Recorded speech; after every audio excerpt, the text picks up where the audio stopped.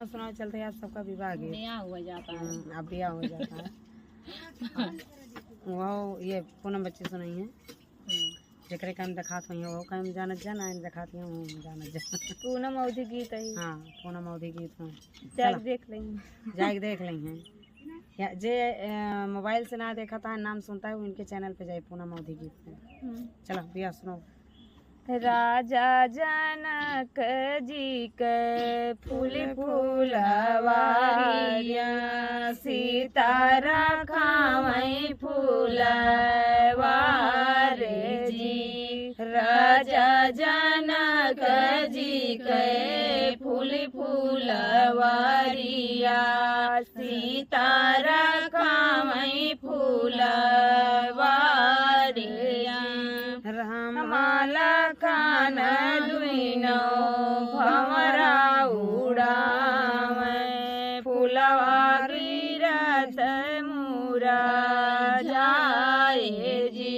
रामाला खान दुइनो भमरा उड़ावे फूलवा गिरत मुरा जाए जी।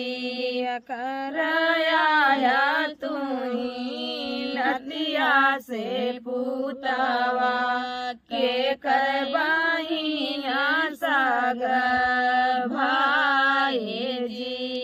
कराया तुही नदिया से पुतवा के करबाहिया साग भाई जी। कौनी नगरिया माँ ब्याहन बाट्या कहाँ हवे ससुराल जी। कौनी नगरिया माँ ब्याहन बाट्या कहाँ बाटे तोरी ससुराल जी। अरे अपने बापैया जी के नदिया से पुतवा अपनी बहिना साग भाई जी। राजा जनक घर ब्याहन बाट्या जनकपुरी है ससुराल जी। राजा जनक घर ब्याहन बाट्या जनकपुरी है ससुराल जी। यतनी बचन सुने सीता रानिया हंसी हंसी भुइया लोटी जाए जी। यतनी बचन सुने सीता रानिया हंसी हंसी भुइया लोटी जाए जी।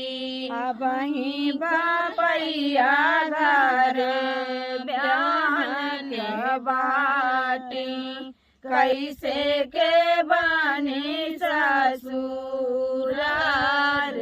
जी। अब ही बाबैया घर ब्याहन को बाटे कैसे बने ससुराल